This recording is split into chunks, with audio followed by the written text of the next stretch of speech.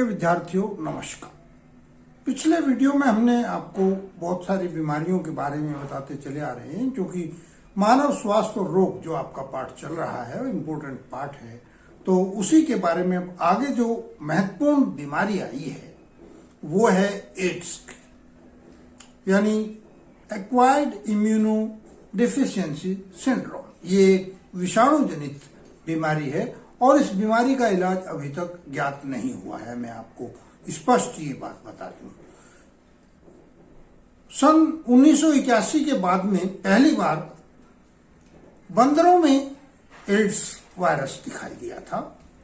84 में एड्स विषाणु मनुष्यों में दिखाई दिया और वैज्ञानिकों ने बताया कि लिम्फोइनोपैथी एसोसिएटेड वायरस द्वारा ये बीमारी होती है। ह्यूमन टी सेल्स लिम्फोसाइट्स को और बी सेल्स लिम्फोसाइट्स को ये अधिक नुकसान पहुंचाता है। 1986 में 1986 में इसका पुनर्नामांकरण हुआ और उसमें इसे एड्स का नाम दिया गया। ये एक रिट्रोवायरस बीमारी है, यानी इस विषाणु में डीएनए की बजाय जेनेटिक मटेरियल आरएनए पाया जाता है। बात करते हैं रोगजनक की। एड्स का कारण ह्यूमन इम्यूनो वायरस है, इम्यूनो डिफिशिएंसी वायरस है, जिसे हम HIV के रूप में भी कहते हैं। यानी ये एक ऐसा विषाणु है, तो ये भी रिट्रो विषाणु है, रिट्रो वायरस है, जो आरएनए से इसका जेनेटिक मटेरियल आरएनए बना हुआ है। इसमें नाभिकीय अम्ल आरएनए ही पाया जाता है, डीएनए इसमें नहीं पाया जाता। अब बात आती है एड्स किस तरह से फैल सकता है। Modes of transmission modes AIDS मुख्य रूप से 4 तरह से फैलता है। पहला सेक्सुअल ट्रांसमिशन डिजीज है, यानी STD है, जो सेक्सुअल संभोग करने से फैलता है, अप्राकृतिक रूप से या फिर वो गैर सावधानी पूर्वक करते हैं। दूसरा ब्लड ट्रांसफ्यूजन से, यानी किसी रोगी का रक्त जो है वो बिना चेक किए हुए कोई झोला छाप डॉक्टर जो है किसी को भी चढ़ा दे तो वो उसको हो जाएगा।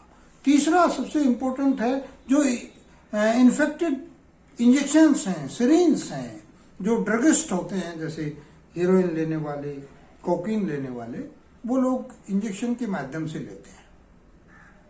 तो यदि उनका इंजेक्शन उनके एड्स से और उनका इंजेक्शन नीडल कोई दूसरा यूज कर लेता है तो उसको भी ये बीमारी हो जाती है।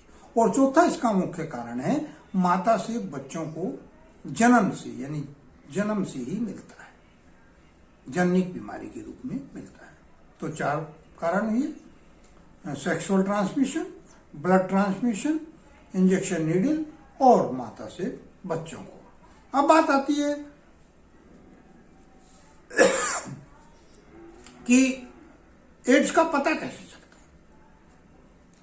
है। एड्स का पता चलने में कभी कभी 10 वर्ष लग जाते हैं और इतने लंबे समय में हो सकता है कि आदमी की जो इम्यून पावर है, जिसको ये इफेक्टेड करता है, वो बिल्कुल शून्य हो जाए। कैसे ये कार्य करता है हमारे शरीर में विषाणु जाने के बाद, इसके बारे में डिस्कस करते हैं। तो ये जो रिट्रो वायरस है, ये हमारे शरीर में जो टी लिम्फोसाइट्स और बी लिम्फोसाइट्स, हमारे प्रतिरक्षा तंत्र की कोशिकाएं हैं, जो हमारे शरीर की रक्षा करती हैं, हमारे शरीर की सुरक्षा करती हैं, बाह्य जीवाणुओं से, बाह्य विषाणुओं से हमें बचाती है। ये उन पर डायरेक्ट इफेक्ट करता है और उनको नष्ट कर देता है। धीरे धीरे ये लिम्फोसाइट्स कोशिकाएं खत्म हो जाती हैं और हमारा शरीर एक तरह से खोखला हो जाता है, रोग प्रतिरोधक क्षमता शून्य हो जाती है।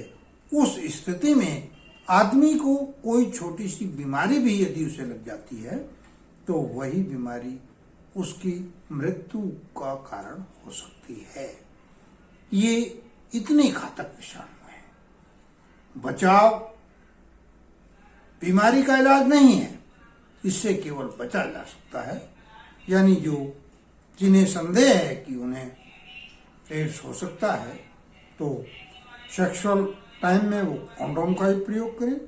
नीडल किसी की भी प्रयोग ना करें, हमेशा ही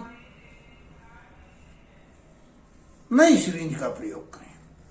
तीसरा सबसे इंपॉर्टेंट जो पॉइंट था वो था ब्लड ट्रांसफ्यूजन का, क्योंकि चोट लगने पे, ब्लड अधिक निकल जाने पे ब्लड की आवश्यकता पड़ती है।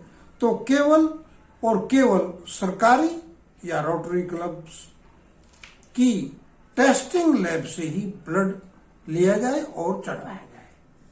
और जो पांचवा था मदर से बच्चों को मिलने वाला चौथा जो पॉइंट था, उसमें आप कुछ नहीं कर सकते। उसमें माता पिता को ही ये ध्यान रखना है कि यदि वो एड्स से पीड़ित हैं तो आने वाली पीढ़ी के लिए बच्चे जनरेट ना करें और वो अपनी संतति को वहीं रोक दें। तो इस तरह से एड्स से हम बच सकते हैं। केवल बचाव ही इसका इलाज है, इसकी दवाई अभी तक हमारे वैज्ञानिक नहीं खोज पाए हैं। तो आप इस वीडियो से देख के एड्स के बारे में अपना नोट्स तैयार कर लें और यदि कोई संदेह है तो उसे मेरे से कंसल्ट कर लें और चैनल देखते रहिए, लाइक कीजिए, वीडियो पे कमेंट्स कीजिए और बेल आइकॉन दबा के रखें, जिससे अगली वीडियो के बारे में आपको जानकारी मिल जाए। धन्यवाद।